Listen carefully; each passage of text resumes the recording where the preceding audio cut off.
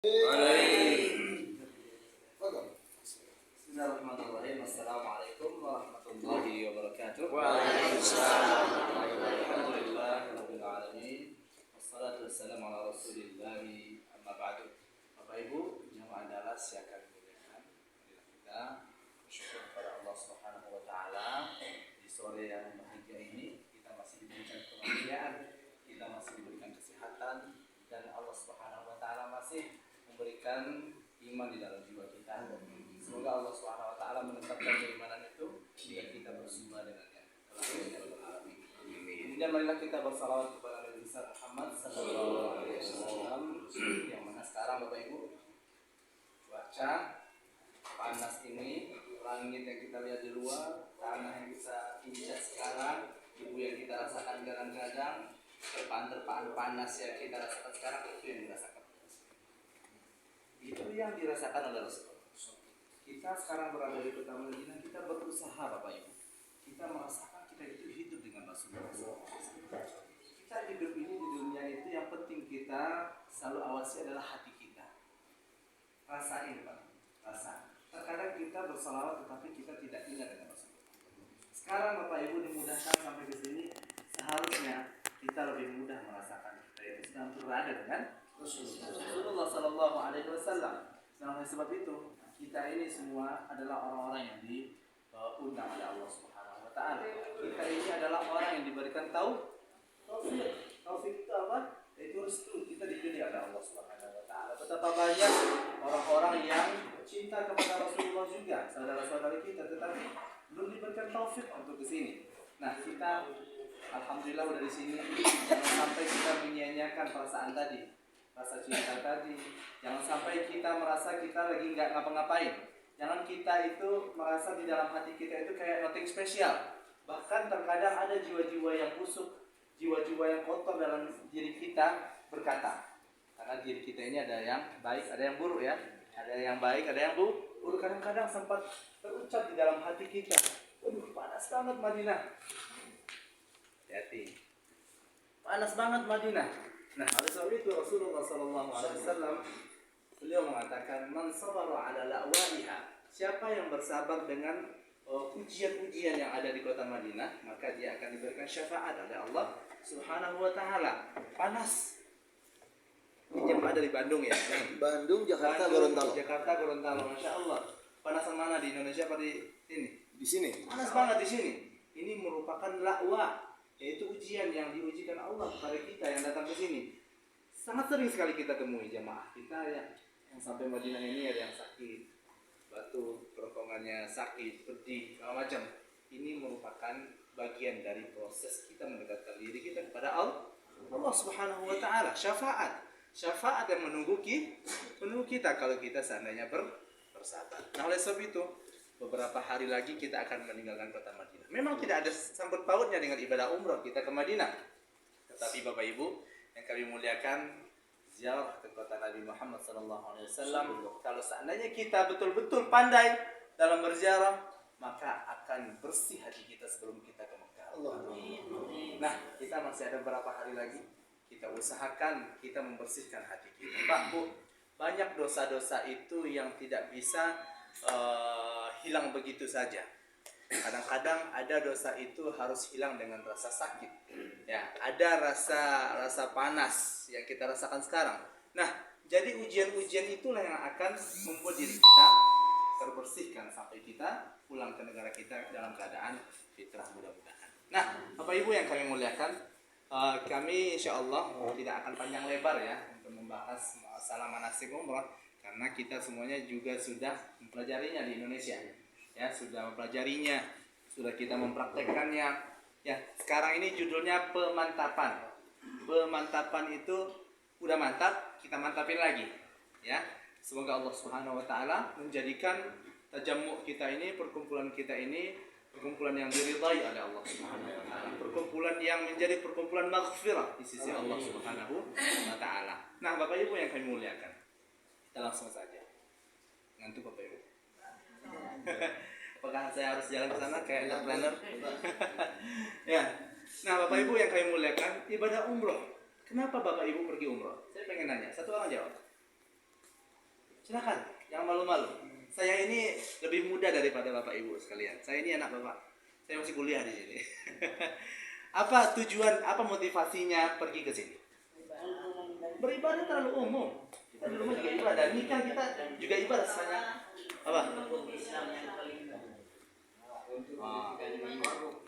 Oke. Yang lebih detail apa? Mencari ridho Allah dan rahmat Allah. Masya Allah, itu semuanya umum. Ya, enggak di sini kita juga begitu, ya. Tapi ibadah umroh ini Bapak Ibu memiliki keutamaan yang banyak sekali sebenarnya. Nah, banyak sekali. Ada yang tahu keutamaannya apa? Keutamaannya itu yaitu ibadah umroh ini akan menghapuskan dosa kita. Sebagaimana ya tiupan untuk yang membersihkan apa karat yang ada di besi. Itu besi kalau dibakar, dipanasin, setelah itu ditiup, jatuh semua kotoran-kotorannya. Nah, begitulah sekarang Bapak Ibu. Jadi kita umroh ini kita akan membersihkan semua karat-karat yang sudah beku di dalam diri kita. Kotoran-kotoran hati, kotoran-kotoran lisan, kotoran-kotoran tangan, kotoran-kotoran yang ada dalam diri kita, hasad, dengki. Semuanya itu akan dihilangkan dengan ibadah umroh. Semangat Bapak Ibu. Semangat Bapak Ibu ya. Insyaallah semangat ya. Nah, itu yang pertama. Ya, Rasulullah sallallahu alaihi wasallam bersabda, "Tabi'u bainal haji wal umrah." Ya, lakukanlah haji dan umrah itu silih berganti. Udah umrah nanti haji.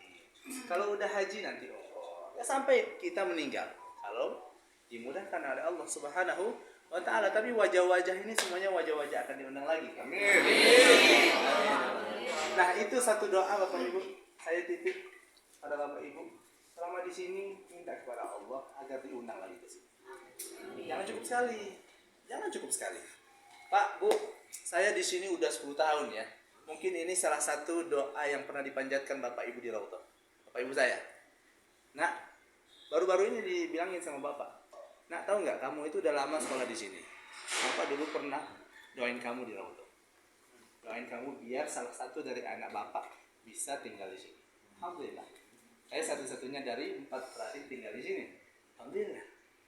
Apalagi doa untuk anak kita. Tidak ada hijab Bapak Ibu antara kita dengan Allah untuk anak kita. Siapa yang lebih ikhlas kepada anak kita selain kita orang tua? Bahkan diri kita pun tidak ikhlas untuk diri kita sendiri. Orang tua kita ini adalah orang yang paling ikhlas dalam mendoakan anaknya. Doakan anak-anaknya di sini. Setuju Bapak Ibu? Doain. Dan doakan juga diri kita tentunya. Karena yang lebih layak ya menyelamatkan diri kita itu siapa? Diri kita. Jangan semuanya kita serahin. Anak doain saya, ya tetangga doain saya, ini doain saya. Dia malah tidak bersemangat dalam beribadah. Dia tidak bersemangat dalam berdoa. Nah, Bapak Ibu yang kami muliakan, itu keutamaannya. Kemudian ada satu keutamaan yang luar biasa. Ya. Haji umroh itu menghilangkan kefakiran. Kefakiran itu makin menjauh dari kita, Pak. Kalau kita sering-sering umroh, ya, fakiran itu nggak mau dekat lagi dia, Pak. Dia semakin jauh. Makanya kalau ada rezeki, umroh. Tapi dengan kefakiran. Kefakiran akan dijauhkan. Nah, umroh itu akan menjauhkan kita dari kefakiran. Nah, Bapak Ibu yang kami muliakan. Tetapi timbul pertanyaan, Pak Ustaz, saya ada aja uang untuk berangkat umroh itu. Tetapi apakah saya umroh tiap tahun gitu? Sementara tetangga saya, orang tua saya, anak saya, segala macam, tante saya, paman saya, mereka kan juga berhak sebenarnya untuk berangkat. Nah, alhamdulillah saya diberikan kecukupan. Bagaimana hukumnya? Berangkatin mereka. Kalau seandainya kita memang memiliki rezeki, berangkatin, insya Allah pahalanya kita dapat juga, insya Allah. Jangan ragu. Kita ini berdagang dengan Allah. Ada ruginya nggak? Dagang sama Allah. Semuanya kalau nggak untung banyak, kalau nggak banyak sekali. Ya, ada ruginya. Nah, oleh sebab itu, dalam masalah ibadah umroh ini kita perlu memperhatikan. Kalau kita berdagang Bapak Ibu, apa yang perlu kita perhatikan pertama kali? Untung, betul tidak? Nah, haji dan umroh, terkhusus umroh ini jelas datang dari nas dari Rasulullah SAW. Bahwasanya umroh ini akan menghilangkan kefakiran. Tapi nggak boleh hutang. Nggak boleh hutang. Yang lebih luar biasa sekarang ada pula namanya umroh kredit. Ini nggak pantas. Ya, dia belum mampu berarti. Karena umroh dan haji ini bagi yang kalau ngutang itu mampu atau tidak? Tidak mampu, jangan dibaksai. Nah, Bapak Ibu yang kami muliakan. Nah, saya pengen nanya lagi. Udah tahu kan keutamaannya? Menghapus dosa, menghilangkan kefakiran. Kemudian yang ketiga, hukumnya. Kalian tahu hukum umroh ini? Hukum umroh itu wajib atau sunnah, Bapak Ibu? Wajib. Tapi tidak sampai ke derajat rukun, Bapak Ibu. Ini ada khilaf, ada perbedaan pendapat di kalangan ulama. Ya, yang masyhur hukum daripada umroh itu adalah sunnah muakkadah ya. Sunnah muakkadah ini udah nyerempet wajib. Ya, tapi tidak sampai ke derajat rukun. Rukun itu adalah haji. Kalau kita tidak melaksanakannya maka tidak sempurna keislaman kita. Nah, bagi yang memiliki harta, bagi yang memiliki uang, masih sehat, masih memiliki semuanya, berhajilah. Jangan ditunda-tunda. Punya rumah wajib atau tidak? Bisa ngontrak. Kalau haji, timbul pertanyaan. Saya punya uang nih Pak Ustaz, 500 juta, 200 juta. Saya pengen rumah atau pergi haji? Apa jawabannya? Nah, haji Bapak Ibu. Haji, karena ini wajib. Ya kalau rumah, dia masih bisa ngontrak. Masih bisa ngontrak. Ya, ini diwajibkan. Wa atimmul hajja wal umrata lillah. Sempurnakan, umur nggak tahu. Kalau rumah insyaallah ngontrak masih bisa. Nggak lama kita jadi kontraktor dulu. Nah, itu masalah haji. Yang lain lagi ceritanya. Untuk umroh, hukumnya itu sunnah muakkadah. Sudah hampir hukum wajib. Nah, Bapak Ibu yang saya muliakan. Nah, sebagaimana yang ditanyakan oleh Aisyah radhiyallahu taala anha kepada Rasulullah sallallahu alaihi wasallam. Ya Rasulullah, kami melihat laki-laki itu mendapatkan pahala jihad. Besar sekali pahala jihad. Betul tidak Bapak Ibu? Kami pengen jihad juga. Tetapi kami tidak bisa berjihad. Apa yang harus kami lakukan? Kata Aisyah radhiyallahu taala anha, al-hajju wal umrah. Lakukan haji dan umrah. Karena haji dan umrah ini adalah jihad yang tidak ada pertumpahan darah, tidak ada peperangan di dalamnya, tetapi semuanya itu adalah perjuangan fisabilillah. Insyaallah pahalanya juga luar biasa. Nah, Bapak Ibu yang saya muliakan, jadi dari hadis tersebut kita mengetahui bahwasanya haji dan umrah ini merupakan luar biasa pahalanya Bapak Ibu. Hukumnya juga wajib. Setiap amalan yang wajib itu pahalanya sama tidak dengan sunnah. Kita nih puasa Senin Kamis gak pernah bolong, ya kan? Nah, pas Ramadan kita bolong. Mana yang lebih utama, satu hari puasa di bulan Ramadan atau puasa sepanjang tahun, puasa sunat? Mana yang lebih utama? Wajib. Puasa wajib. Itu sudah harus kita sepakati. Dan disepakati oleh para ulama bahwasanya yang amalan wajib itu lebih utama dibandingkan dengan amalan sunnah. Nah, itu mukadimahnya ya sebelum kita masuk ke dalam manasik. Jadi sudah tahu ya utamaannya apa? Satu orang dosa. Kemudian apa? Menjauhkan tentang pikiran. Ya, untuk hukumnya apa? Makan. Ya. Nah, alhamdulillah kita dikit-dikit aja mudah-mudahan punya masuk. Ya, Bapak Ibu yang saya muliakan, sekarang kita akan lanjut ke manasik. Nah, sebelumnya kami ingin memberikan kabar gembira kepada Bapak Ibu sekalian. Umroh ini tidak sama dengan haji. Haji itu berhari-hari Bapak Ibu. Kita harus memakai pakaian ihram berhari-hari. Kita harus menjauhi larangannya. Tetapi ibadah umroh ini ya harus kita tanamkan dalam benak kita ibadah yang santai. Ya. Umroh itu artinya ziarah. Ziarah itu ziarah lagi santai kan? Santai. Ya, jadi ibadah umroh itu mudah. Jadi kalau ada dari Bapak Ibu sekalian panik, khawatir ya ketika hendak melakukan umroh, santai aja. Ibarat kita itu pindah dari satu tempat ke tempat lain ya, berjalan mengikuti tata caranya, kemudian kita pun mendapatkan pahalanya.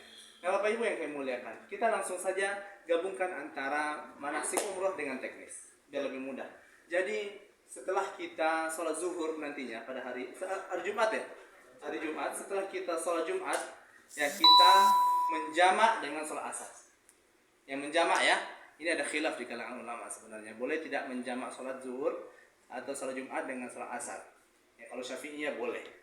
Ya, karena hakikatnya sholat Jumat itu adalah sholat zuhur. Jadi kita langsung jamak antara sholat asar dengan salat zuhur, zuhur dengan asar. Selesai Jumat langsung berdiri Allahu Akbar, langsung laksanakan salat 2 rakaat.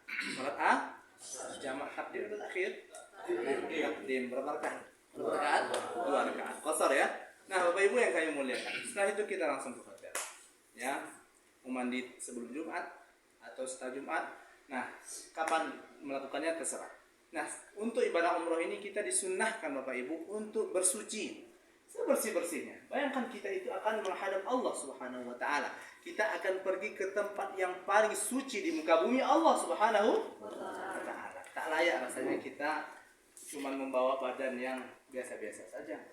Kita tidak bersiap-siap. Kita mau ketemu sama pejabat kita, Masya Allah pakaian yang terbaik ya. Kita persiapan, nggak boleh ada kotoran-kotoran segala macam, kuku dipotong. Begitu juga dengan ibadah umroh. Kita disunahkan untuk mandi besar. Artinya kita mandi sebersih-bersihnya. Kemudian dipotong kukunya. Ya, kemudian bulu ketiaknya dibersihkan. Kemudian bulu kemaluan yang mohon maaf juga dibersihkan. Ya, dibersihkan sebersih-bersihnya, mandi besar. Kemudian sampoan. Ya, bersih sebersih-bersihnya karena kita akan menghadap Allah. Kalau seandainya kita meninggal, Allah Subhanahu wa taala takdirkan kita meninggal, maka kita tidak perlu lagi dimandikan.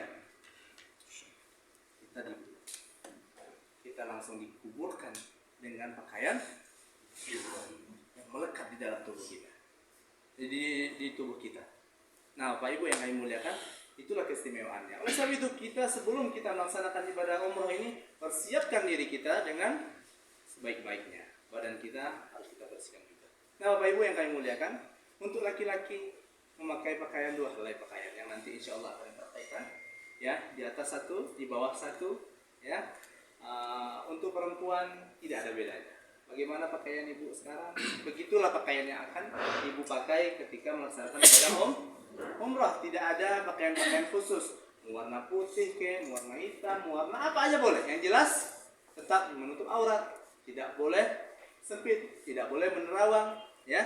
Karena Bapak Ibu yang memuliakan, kita berusaha ketika kita melaksanakan ibadah umrah ini tidak ada satu dosa pun yang kita lakukan. Ini di dalam ibadah, Pak. Anggap kita itu lagi sholat. Waktu sholat boleh tidak kita bikin dosa? Nah, begitu juga. Nah, makanya ketika kita umrah itu ada namanya ihram. Kalau kita sholat namanya apa? Takbiratul ihram. Kalau umrah ada namanya apa? Ihram. Artinya apa ihram itu, Bapak Ibu? Mengharamkan apa yang sebelumnya itu halal. Sebelum kita takbiratul ihram, makan masih boleh? Ngomong boleh? Ya, lihat menoleh kiri kanan boleh? Masih boleh. Ngomong boleh? Boleh. Nah, begitu juga ihram. Apa saja yang dilarang ketika kita sudah berihram nanti akan kita bahas. Nah, jadi paham di sini ya apa makna ihram? Mengharamkan apa yang sebelumnya boleh. Nah, Bapak Ibu yang kami muliakan, bersiap-siaplah kita. Ya, bapak-bapak sudah mengenakan 2 pakaian tersebut, putih-putih. Yang ibu-ibu sudah memakai pakaian yang bagus. Ya, laki-laki disunahkan juga untuk memakai parfum. Parfum di baju atau di badan? Di badan, tidak di baju ya. Laki-laki perempuan gimana disunahkan pakai parfum? Tidak. Ya tidak boleh memang. Perempuan kalau keluar rumah tidak boleh memakai parfum. Ya tidak boleh memakai parfum. Nah, Bapak Ibu yang kami muliakan. Nah, setelah itu kita pun langsung menuju ke bis. Ya, kemudian kita langsung menuju ke miqat. Jarak antara hotel kita menuju ke miqat itu hanya 15 menit, dekat sekali. Ya, miqat itu artinya adalah tempat kita membaca niat. Tempat kita membaca niat. Ya, start kita melaksanakan ibadah umrah. Nah, di miqat nanti kita akan mau sholat wudhu di sana, mau sholat sunnah di sana, silahkan berwudhu di sana. Kemudian kita foto-foto. Kapan kita baca niat? Kita baca niatnya nanti di dalam bus. Karena kalau dulu Rasulullah SAW beliau membaca niatnya itu ketika sudah menaiki hewan tunggangannya. Sekarang hewan tunggangan kita apa? Bus. Naik bis insya Allah nanti akan dipandu oleh ustadznya insya Allah. Nah, dengan berbagai macam lafaz-lafaznya. Lafaznya bebas. Yang jelas ada labbaik Allahnya. Itu kalimat yang wajib. Lafaz wajibnya itu ada labbaik Allahnya. Ya, mau baca bismillahi labbaik Allahumma umratan, bismillahi labbaik Allahumma umratan, ada labbaikanya ya. Kemudian ada umrahnya. Nah, itu yang penting Bapak Ibu. Nah, karena banyak versi ya. Yang jelas kita membaca niat, kita ikuti komando dari Bapak Ustadznya insyaallah yang nanti akan memandu kita dalam membaca niat. Kalau kita ingin membadalkan, menghadiahkan ibadah umrah itu untuk orang lain, maka setelah kita membaca labbaik Allahumma umratan tambah an fulan, bacain namanya. Nah, semuanya untuk diri sendiri atau untuk orang lain ada di sini? Sendiri-sendiri ya. Ya insyaallah mudah-mudahan berikutnya bisa untuk orang lain. Nah, Bapak Ibu yang kami muliakan. Nah, setelah kita menaiki bis, maka kita pun membaca niat. Setelah kita membaca niat, nah berlakulah semua larangan-larangan tadi. Apa larangan-larangannya? Ayo silakan. Larangan-larangan ihram. Apa? Ya, jangan Pak. Yang wangi-wanginya. Wangi-wangian. Pakaian Untuk laki-laki berjahit. tidak boleh berjahit. Ya. Apa? Ya, laki-laki ya. Yang laki-laki. Yang banyak itu larangannya itu laki-laki ya. Nah, kita runut saja ya satu-satu. Jadi larangan-larangan ihram itu yang pertama tidak boleh apa? Memakai pakaian yang berjahit untuk Bapak Ibu. Bapak-bapak ya. Ibu boleh ya. Bapak-bapak tidak boleh memakai pakaian berjahit. Kalau ikat pinggang ada jahitannya enggak? Boleh enggak dipakai? Sandal kadang-kadang dijahit nih. Sandal saya. Boleh enggak dipakai? Boleh. Boleh. Yang dimaksud berjahit di sini, para ulama menyampaikan berjahit di situ adalah menggabungkan dua sisi kain. Nah, seperti apa baju saya ini sebelum dijahit, ini memiliki dua sisi. Betul tidak? Ya. Ini dijahitkan di sini nih. Sisi sebelah kiri sini satu gitu kan? Satu lagi sama yang satu yang lain. Digabungin. Itu yang dinamakan dengan berjahit. Itu tidak boleh. Tidak boleh. Nah, jadi pakaian bapak-bapak di atas satu, di bawah satu. Tidak boleh berjahit. Nah, kemudian larangan yang kedua apa? Tidak boleh memotong kuku. Tidak boleh memotong kuku. Kemudian tidak boleh memakai harum-haruman. Sudah tidak boleh lagi memakai harum-haruman. Kalau memakai deodoran apa hukumnya? Rexona dan lain-lain. Wangi-wangian. Nah, kalau ada deodorannya itu baunya tidak berbau ya, pakai. Ya agar kita berhati-hati dalam beribadah karena ibadah luar biasa ini Bapak Ibu. Anak-anak kita tinggalin. Orang tua yang seharusnya kita rawat sekarang kita tinggalin. Tetangga kita yang butuh bantuan kita seharusnya kita bantu, sekarang kita tinggalin. Sekarang kita bermain-main dalam beribadah. Hati-hati. Nah, Bapak Ibu yang kami muliakan, nah harus kita pastikan ibadah kita itu sesuai dengan tuntunan Rasulullah Sallallahu Alaihi Wasallam. Kemudian apa lagi? Tidak boleh memakai peci. Kalau Bapak tidak boleh memakai penutup kepala, ya. Mau pakai kain juga nggak boleh. Kadang-kadang di dalam bis itu dingin, ya dingin. Jadi karena udah mulai malam, jamaah ngantuk, kemudian ditaruh kain di atas kepalanya, boleh tidak? Jangan. Nggak boleh. Kalau seandainya lupa, nggak perlu bayar. Kalau misalnya nggak tahu hukumnya, nggak perlu bayar dam. Kalau misalnya apa lagi? Dipaksa misalnya, tidak perlu bayar dam. Apa lagi?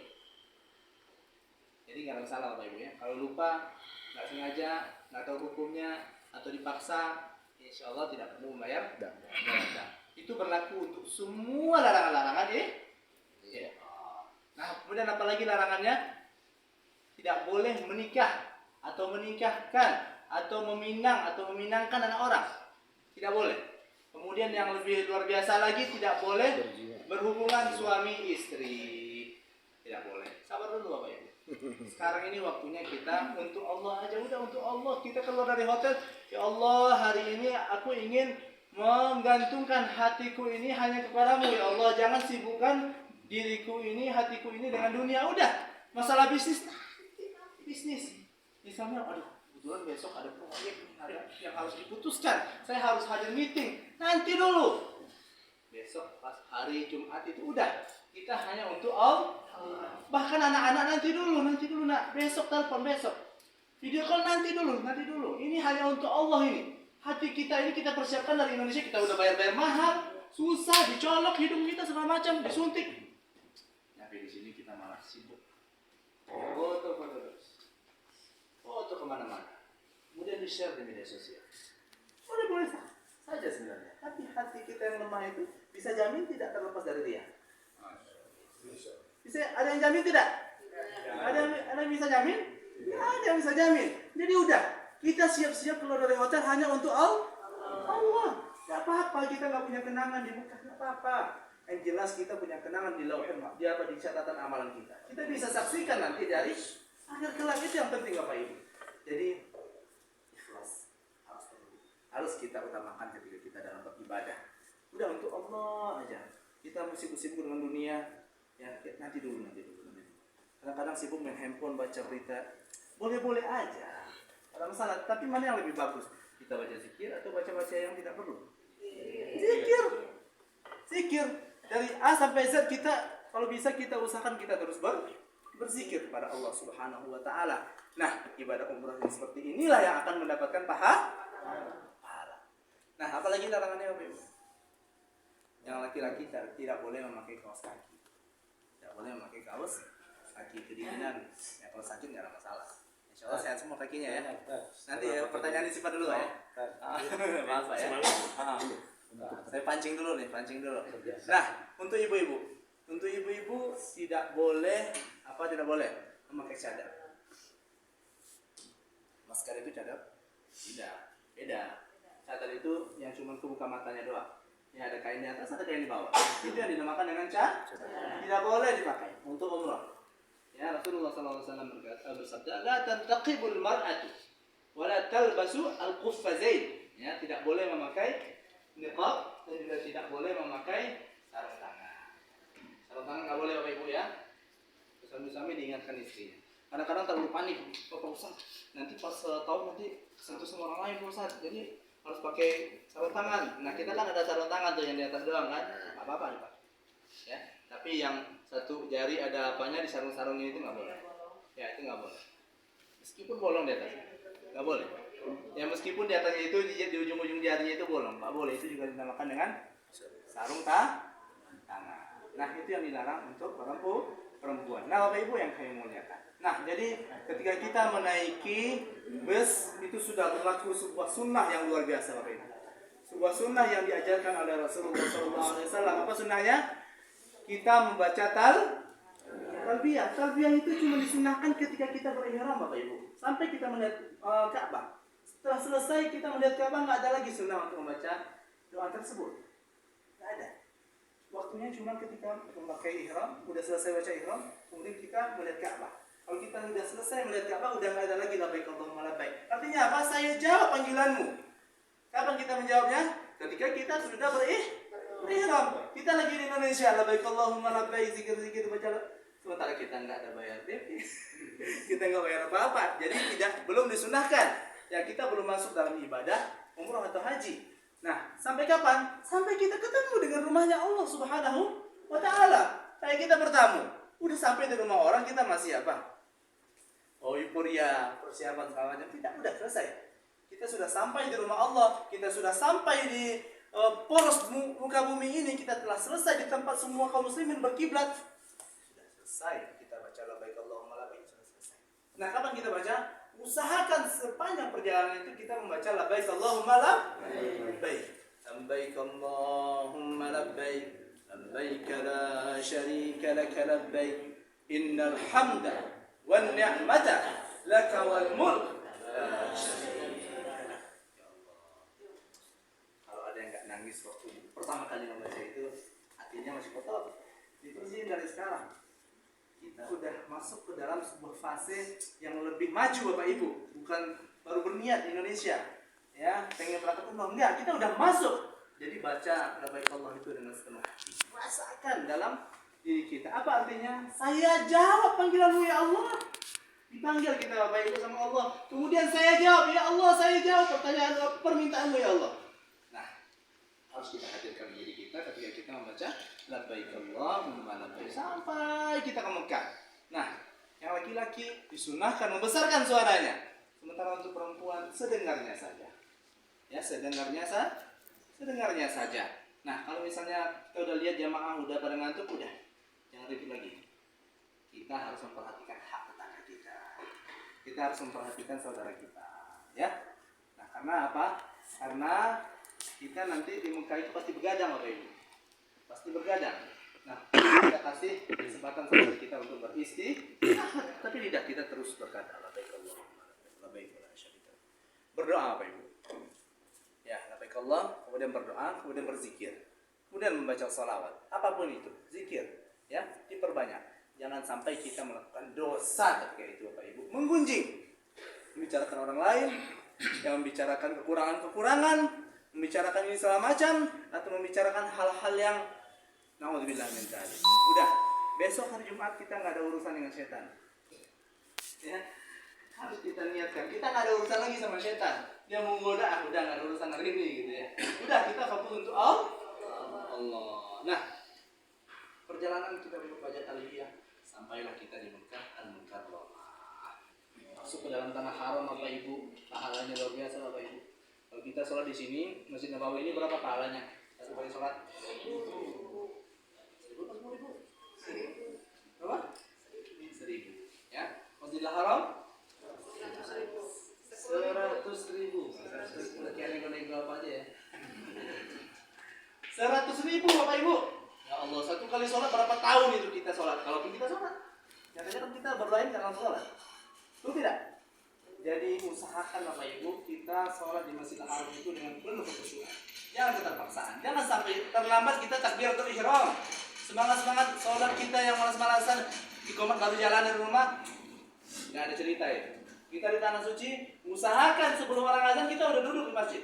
Semangat? Baik di sini, baik di sana.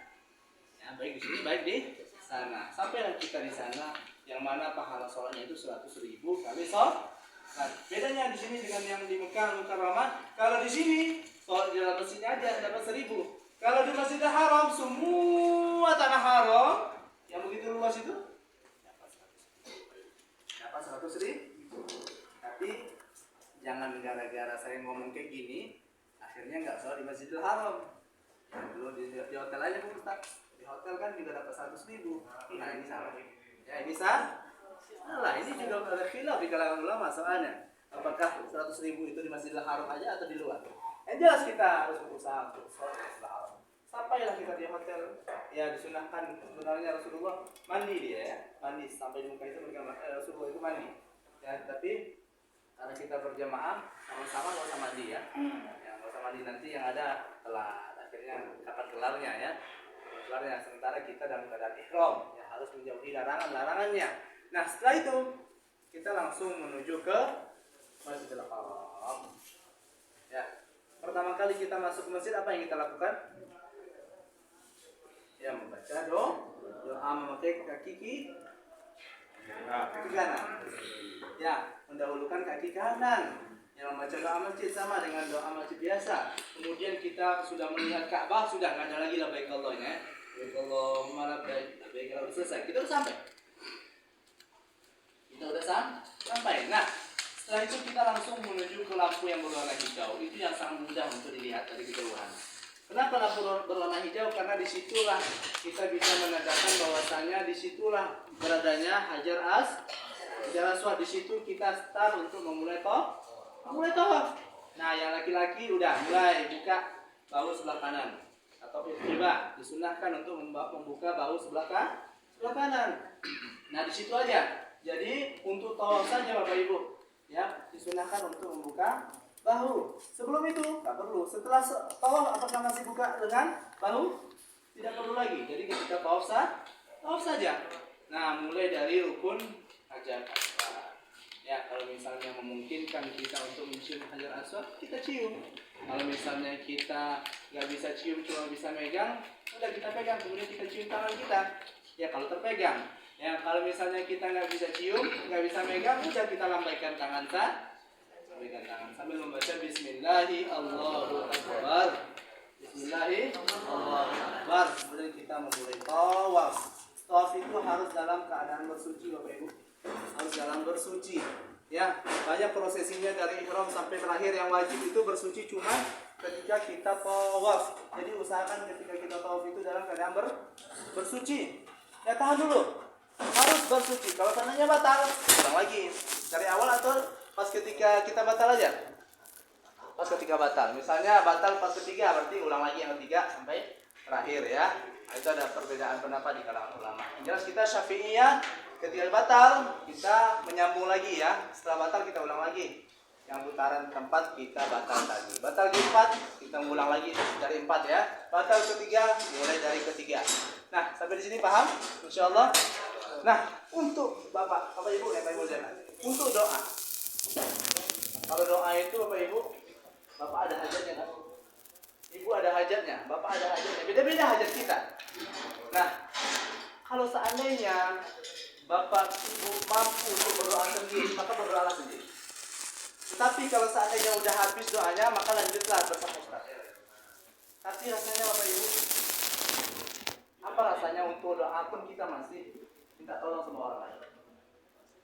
Kita memiliki bisikan-bisikan dengan Allah Subhanahu wa Ta'ala. Nah, Bu, hajat apapun kita boleh sampaikan sama Allah, Pak. Kalau misalnya ketika saya tidak melarang doa sama-sama dipimpin sama Ustaz, enggak. Itu boleh, enggak ada masalah. Tetapi saya menganjurkan Bapak Ibu untuk berdoa untuk diri sendiri terlebih dahulu. Karena yang lebih mengetahui hajat kita itu cuma kita, Bapak Ibu.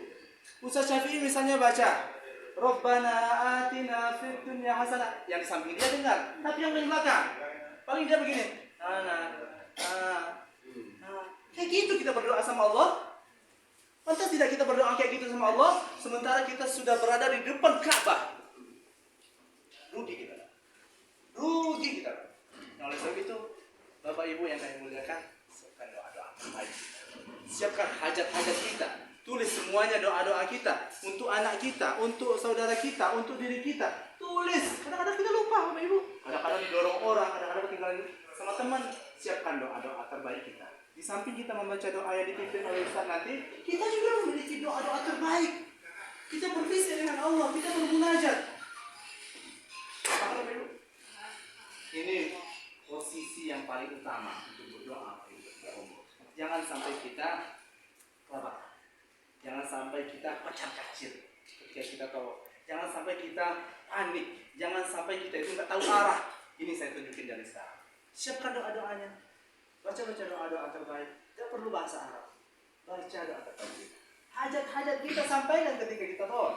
Nah, kita lihat di lapangan jamaah itu kadang-kadang, Masya Allah Pak Ustaz, ini power zam-zam gede banget Pak Ustaz ya. Itu jamnya akur apa enggak? Ini hati-hati yang kosong Bapak Ibu. Hati yang tidak tergantung dengan Allah Subhanahu wa Ta'ala. Sampai kita depan Ka'bah itu seharusnya kita menangis Bapak Ibu. Kita seharusnya kita udah sampai di puncaknya. Kita udah sampai di klimaksnya. Kita udah sampai di puncak daripada perjalanan kita. Capek. Kita bekerja mencari uang untuk umroh, kita sudah capek, badan tidak sehat, kita paksakan untuk kesini. Sampai kita di puncaknya kita malah tidak tahu arah. Begitu tidak? Begitu tidak? Sekarang saya ingat. Jangan sampai ketika kita tawaf kita tidak tahu arah. Kita harus siapkan doa-doa terbaik kita. Ya Allah, umurku sudah 60 ya Allah. Ampuni dosa-dosaku ya Allah. Dosa begitu banyak, nggak bisa kita sebut satu-satu. Minta semua. Menangis selama tawaf, Pak. Menangis. Ibu, menangis Bapak Ibu. Di sini waktunya. Di sini puncak daripada apa? Pelaksanaan ibadah. Sepakat? Nah, kalau seandainya udah mentok ada lagi doanya, Masya Allah. Udah ikuti Ustaz. Ikuti zikirnya. Kalau misalnya nggak keikuti, nggak terikuti Ustaznya, misalnya ketinggalan rombongan, baca zikir. Apa zikir terbaik? Baca astagfirullah. Istighfar Bapak Ibu, istighfar yang paling utama. Nanti di akhir kita akan bahagia melihat onggokan istighfar kita. Yang terbaik. Baca apa aja, zikir apa aja, bebas, nggak dipaksa sama Rasulullah kita. Kita harus ini enggak, tetapi kita usahakan kita tetap pasah di kita Oktober. Tapi ada satu doa Bapak Ibu yang diajarkan Rasulullah SAW antara rukun yamani sampai Hajar Aswad. Ada satu doa. Apa doanya? Rabbana atina fid dunya hasanah wa fil akhirati hasanah wa qina adzabannar. Itu doa apa namanya, Pak?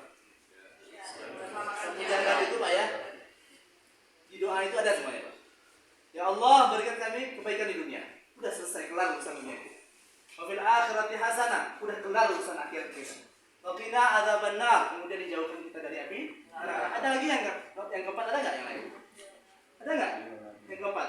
Nggak ada, cuma 3 itu doang. Jadi usahakan kita baca doa. Rabbana atina fid dunya hasanah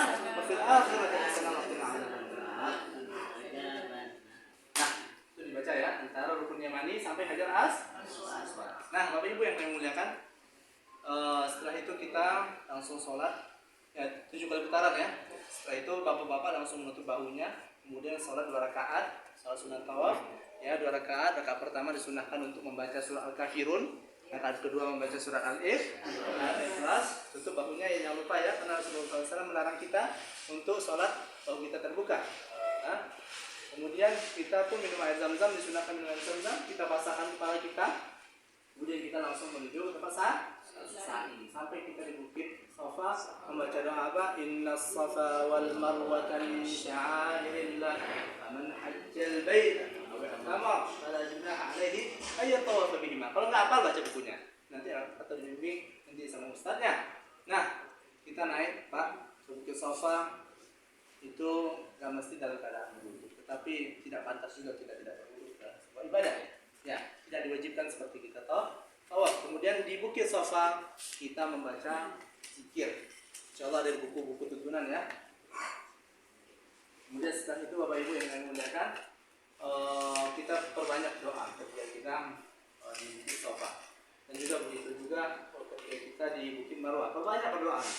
Ini adalah tempat yang mustajab Bapak Ibu. Kita lihat Ka'bah, mengarah ke Ka'bah kita berdoa, baca doa ya. Kemudian kita pun menuju ke bukit Marwah. Di antara bukit Safa ke bukit Marwah itu ada tanah yang berwarna hijau. Di situ bapak-bapak disunahkan untuk berlari sekencang-kencangnya. Lari-lari kecil. Lari-lari kecil itu disunahkan ketika kita tawaf ya.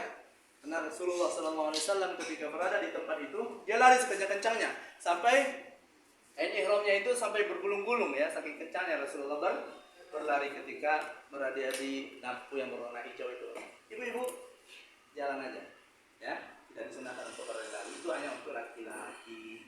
Nah, sampailah kita di Bukit Marwah, kita lakukan hal yang sama, baca zikir, baca doa ya, kemudian lanjut lagi ke Bukit Safa. Apa yang dibaca? Apa aja dibaca?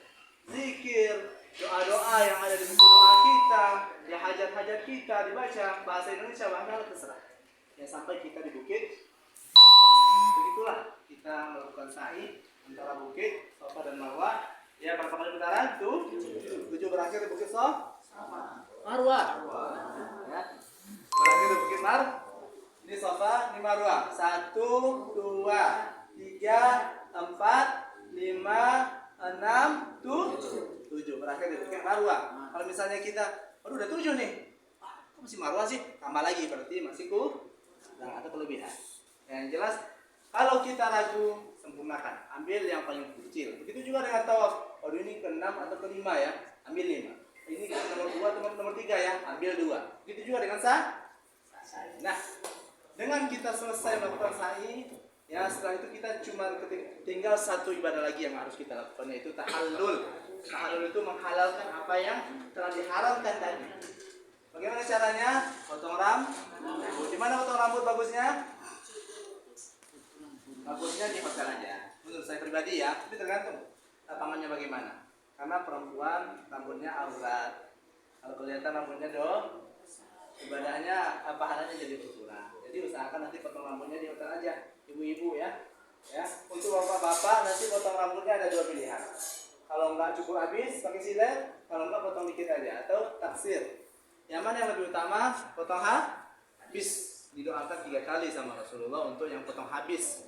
Kalau 1 kali, kalau misalnya kita cuma potong biasa, ya potong rambut biasa, nggak sampai habis, nggak botak gundul, jadi doakan sama Rasulullah 1 kali ya, takut ngomong-ngomong doa Rasulullah, ya tingkat kemustajabannya gimana Pak? Gimana tingkat kemustajaban doa Rasulullah itu Bapak Ibu? Makbul kan? Mau doa 3 kali itu sekali? 3 kali. Sepakat botak ya? Insyaallah. Nah, dengan kita botak, dengan kita selesai melaksanakan tahallul, maka selesailah ibadah umrah semuanya. Untuk ibu-ibu, potong rambutnya sepanjang ini saja. Kita dari umrah ya, sepanjang ini aja. Ya, nggak mesti sepanjang rambut, gini nggak mesti, ambil aja. Ya, potong. Sepanjang ini. Ya, 1 ibu jari. Satu apa? Buku ya. 1 buku jari ya. Nah, Bapak Ibu yang saya muliakan, dengan kita melaksanakan tahallul, selesailah ibadah umrah kita. Kita berdoa agar ibadah kita itu diterima oleh Allah Subhanahu wa taala. Nah, Sekarang kita buka sesi tanya jawab sebentar saja ya, beberapa pertanyaan. Silakan. Ya, bismillah. Nah, silakan dari Pak Bapak dulu ini Suwandi. tadi ada Bapak ini. Saya mau tanya itu Ustaz, takut kebablasan. Kalau pakai baju ihram bisa nggak kalau kita ke urusan rokok bisa nggak? Sudah ihram. Nah, Pak, Bu. Kalau merokok itu hukumnya apa sih? Makruh. Sepakat makruh. Makruh itu artinya apa? Dibenci. Bapak mau dibenci? Udah dapat jawabannya kan? Nah, saya menurut kita nggak ada urusan dulu Pak sama dunia hal-hal yang makruh, kita pengen ngelakuin yang afdol aja. Nah itu jawaban dari saya pribadi. Tapi kalau Bapak ngelakuin, ya tingkat pahalanya berkurang. Karena melakukan hal yang dibenci. Sepakat? Nah itu jawabannya. Silakan Bapak. Ya, baik. Terima kasih Pak. Ya silakan Bapak.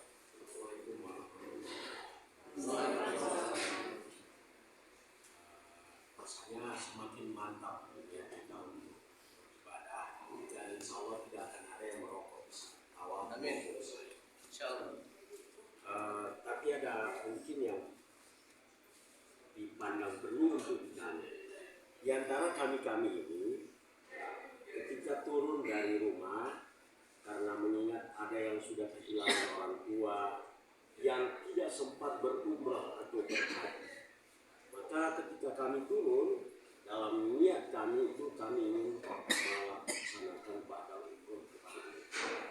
Pertanyaannya begini, terkait dengan metode. Ketika misalnya pribadi saya misalnya ya melaksanakan tawaf dulu sampai dengan tahlul itu selesai. Setelah itu kemudian ambil mikot lagi untuk melaksanakan hal yang sama. Apakah itu dibolehkan? Atau bolehkah kami misalnya minta bantuan? Hanya Pak Ustadz, tolong batalkan orang tua misalnya. Kira-kira begitu. Nah, badal umroh ya. Iya. Badal umroh. Badal umroh itu ada syaratnya Bapak Ibu. Orang yang melaksanakan itu sudah harus pernah berumroh. Ya, dia belum pernah berumroh tapi dia pengen memulai orang lain. Dia aja masih ngutang gitu kan, terus bayarin utang orang kan nggak mungkin. Saya harus. Kalau sudah silakan. Tetapi mana yang didahulukan? Nah, mana yang didahulukan? Buat kita dulu atau untuk orang lain? Kita jawab setelah menjawab pertanyaan yang pertama tadi. Apa hukumnya kita mengulang-ulang umroh? Ya kan, dalam satu kali perjalanan. Ya para ulama khilaf di sini Bapak Ibu. Apa hukumnya kita mengulang umroh, kita ngambil mikot di Tanim misalnya atau di Irwana? Itu ada perbedaan di kalangan ulama. Ada yang mengatakan makruh, ada yang mengatakan tidak boleh sama sekali, ada yang mengatakan boleh-boleh aja. Ya, Syafi'i yang membolehkan, tidak ada masalah selagi tidak ada kesusahan dalam melaksanakannya. Karena masalah karena tidak ada pelarangannya. Nah jadi boleh saja. Nah terkait Bapak, mana yang lebih dahulu untuk saya pribadi atau untuk orang tua? Kalau misalnya kita berpendapat boleh ya. Mana yang didahulukan untuk kita atau untuk orang tua? Orang tua itu memiliki posisi yang luar biasa dalam hidup kita, Bapak Ibu. Itu diakui ya. Tapi diri kita ini rebutan. Kita yang lebih tahu diri kita. Orang tua kita bisa jadi lebih sulit, jauh derajatnya daripada kita. Nah, jadi yang didahulukan itu kalau kita pengen membadalkan juga itu diri kita dulu. Nah, setelah itu kalau mau membadalkan juga boleh. Nah, kalau mau minta tolong sama saya mau pulang kampung. Jadi saya tidak bisa melaksanakan. Nah, kalau mau mencari nanti ada teman-teman Ustaz Syafiuddin yang ingin melaksanakannya boleh, tidak ada masalah. Yang jelas kita mempercayainya dan kita membayar upahnya mau capek. Itu saja. Ya, silakan Bu. Jadi gini, boleh dilaksanakan misalnya saya melaksanakan umrah untuk saya, Ya. kemudian badal umrah misalnya Fulan bin Fulan, bareng itu bisa. Kalau berbarengan kita dua gitu. Saya Assalamualaikum warahmatullahi. Jadi gini, saya melaksanakan. Udah selesai kan? Saya melaksanakan, tapi si Fulan bin Fulan ini yang saya mintakan untuk membawa. Berbarengan itu tidak ada masalah. Tidak ada masalah. Lebih afdol malahan kita lebih tahu dia ngapain gitu. Kadang-kadang dia cuma lari-lari doang gitu kan, nggak baca doa. Ya silakan yang lain. Pak, untuk badal umroh ini kan kita kan pertama untuk umroh diri sendiri. Nah, kita kalau ikut tentatif acaranya, itinerary-nya kan kita ada 2 kali umroh. Jadi mungkin maksud Bapak Haji Suami ini mungkin di umroh kedua itu bisa badal umroh. Kalau kita mau membadalkan lagi nggak ada masalah. Kalau kita sendiri tanpa harus membayar orang lain, kita sendiri, kita yang lebih pantas harusnya. Karena apa? Karena orang tua kita, tentu kita lebih ikhlas berdoa. Betul tidak? Silakan yang lain sebelum kita tutup. Ya. Silakan Bu. Assalamualaikum warahmatullahi wabarakatuh. Kami dari Darah Sekolah Saro ini menanyakan untuk sebagai mengibadah umroh tidak boleh berkeluar. Cuma pertanyaan saya, apakah memakai sabun mandi boleh atau oh? Ya. Bisa deh. Itu aja Bu. Itu aja Bu ya. Terima kasih atas. Memakai sabun mandi boleh. Kita mau mandi sampai di muka boleh. Kita mau buka pakai ihram semuanya boleh. Disunahkan malahan. Itu karena kita bareng-bareng nggak usah. Ya. Boleh. Tapi sabun yang berbeda dulu. Sabun yang tidak ada wangi-wangiannya kayak Dettol itu nggak ada wangi-wangiannya boleh. Ya. Boleh nggak ada masalah. Tetapi kalau misalnya kita punya lux iklannya aja parfum Paris, ya kan? Parfum Paris kan kemudian dibentuk dalam sabun itu nggak boleh. Lifebuoy kan harum luar biasa. Ya kan? Jadi sabun yang baunya hambar, tidak ada baunya itu boleh. Yang mana fungsinya itu adalah untuk menghilangkan kotoran. Atau di kampung-kampung kita kalau mencuci piring ada sabun batangan. Iya, batangan itu nggak ada baunya kan? Jelas kayak gitu ya. Minyak kayu putih kalau misalnya darurat kita pakai boleh, karena itu obat, bukan parfum. Kecuali dia yang pakai parfum. Kebiasaan kan orang tua kita mau harum-haruman pakai. Iya kan darurat semua. Kalau darurat nggak apa-apa obat. Kayu putih nggak apa-apa itu obat. Satu dulu, sebentar. Kan kita udah niat umroh di kendaraan, terus kita gatal, boleh digaruk enggak? Terus ditahan gitu. Tapi digaruk yang pakai. Jangan berlebihan. Jangan berlebihan. Sama juga dengan rambut. Ya, rambut misalnya gatel gitu, ketombean, jarang keramas misalnya, sesekali keramas gak gatel kan? Nah, itu nggak apa-apa digaruk, tapi hati-hati. Ya, tapi jangan pula lebay dalam masalah hukum. Ya jatuh satu udah saya bayar dam. Nggak bisa kayak gitu juga. Yang dilarang itu memotong rambut ya, tapi kalau nggak sengaja, apa kaidahnya tadi? Nggak apa-apa. Nggak sengaja, lupa, tak tahu hukumnya, atau dipaksa, nggak apa? Nah, kalau gatal itu kan nggak dari kita ya. Sengaja atau tidak? Garuk lagi. Ya, tapi jangan berlebihan. Ya rambut jangan terlalu semangat garuknya. Tapi insya Allah wajahnya wajah keramas. Ya. Yang lain selain kamar boleh.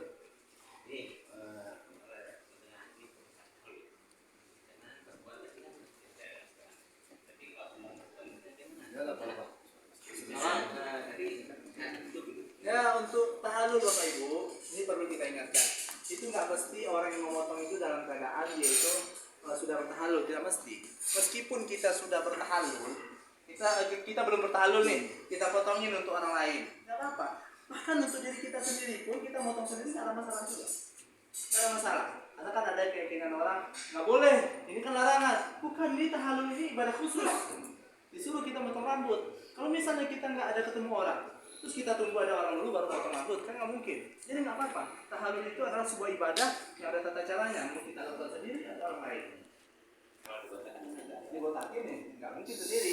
Ya harus ada yang botakin, insya Allah. Tadi buat istri maksudnya tadi. Kalau istri motong sendiri, tapi sama teman, sama teman aja. Untuk Bebas itu. Mau besok, mau lusa potong rambutnya kalau masih pengen dalam keadaan ini. wah bahaya. Nggak mungkin ya, mungkin. Yang ada nggak sabaran pengen tahallul. Boleh. Terakhir mungkin ya, terakhir. Hah? Yang udah botak mau? Dilewatkan saja. Ya ada pendapat ulama harus diginiin pakai apa? Silet. Nggak perlu. Udah botak udah selesai aja. Tapi malu udah selesai. Apa ini perlu? Nggak perlu lagi. Ya nggak perlu ya. Dan lagi Mas. Kalau baca umroh nanti ngambil rekod lagi, ya. Zirona atau Tanim atau Hudaybiyah atau saya pikir kayak Pak Suwandi kan itu udah ini segitu, jadi ada perlu botakin lagi nggak? Nggak perlu, udah botak.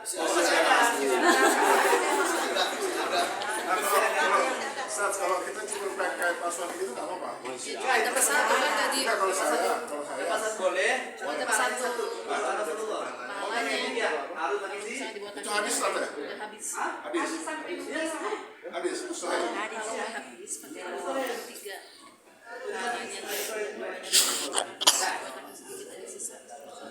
Ya itu untuk rambut ya. Silakan. Soal rambut itu kan kalau perempuan itu saya misalnya rambutnya rontok terus tiba-tiba sebentar akhirnya rambut rontok itu nggak apa-apa. Kalau tidak sengaja ya. Itu kaidahnya Bapak Ibu ya. Nggak sengaja, nggak tahu, lupa, dipaksa, nggak apa-apa. Yang masalah itu disengaja. Dengar-dengar nggak boleh. Ya, termasuk juga larangannya itu buru hewan, buruan, nggak boleh juga. Ada beberapa lagi. Ayo, silakan.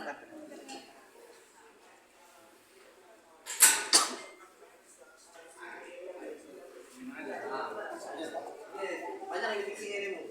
Banyak fiksinya. Ada kemungkinan besok mau haid? Kalau seandainya ada, maka tetap berihram dari miqat. Tetapi yang ditunda itu tawafnya ditunda, sa'inya juga. Ya, sa'i itu harus nempel sama tawaf. Ya, jadi tunda. Sampai kapan? Sampai kita mau sampai selesai haid.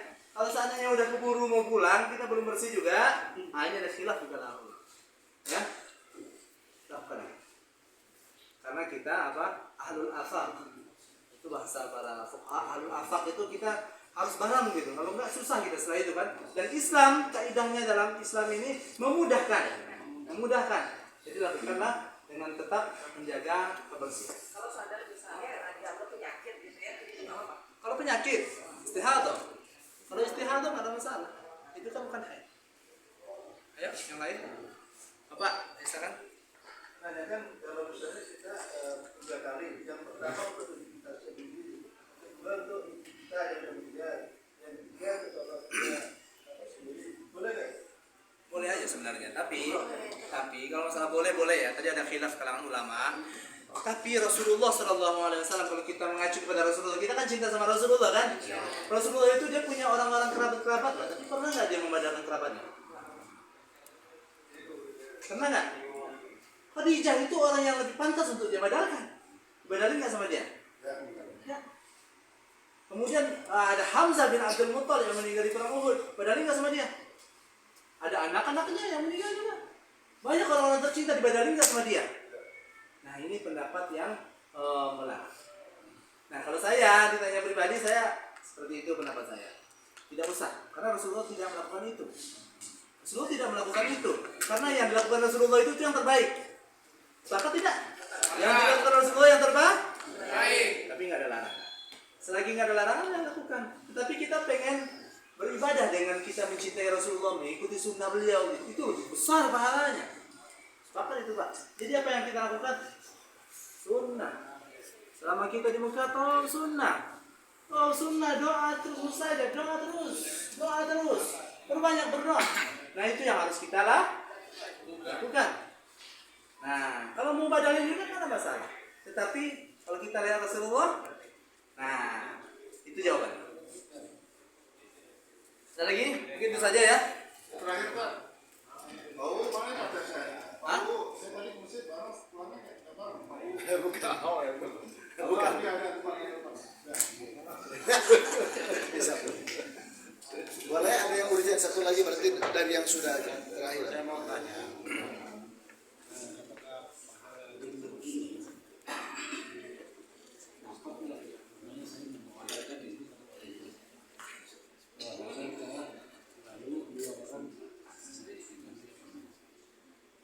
Ini belum pernah. Iya. Enggak lah. Ya gimana ya? Niat dia untuk jadi dia sendiri kan? Maksudnya udah dijelasin. Tadi udah dijelasin. Nggak bisa. Untuk orang kedua orang tua. Kalau kita mau membadalkan, akhirnya harus beda. Itu intinya. Nggak bisa kita sanding-sandingkan sama ibadah orang lain. Baik itu kita lagi ngelakuin, kita double niat nggak boleh. Nggak boleh double niat ya.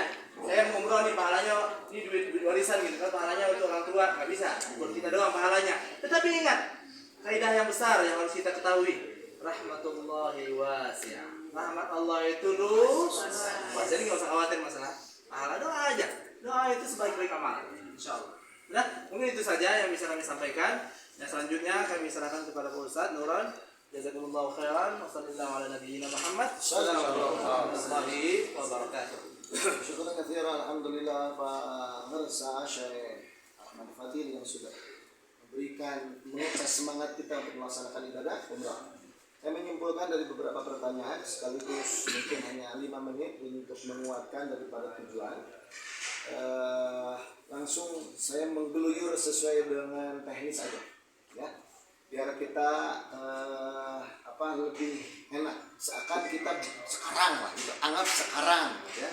Itu Jumat itu anggap sekarang. Ini anggapan. Nah, ini. Ya Bapak Ibu, saya isi dulu Bapak Ibu ya. Assalamualaikum. Ada waktu insya Allah.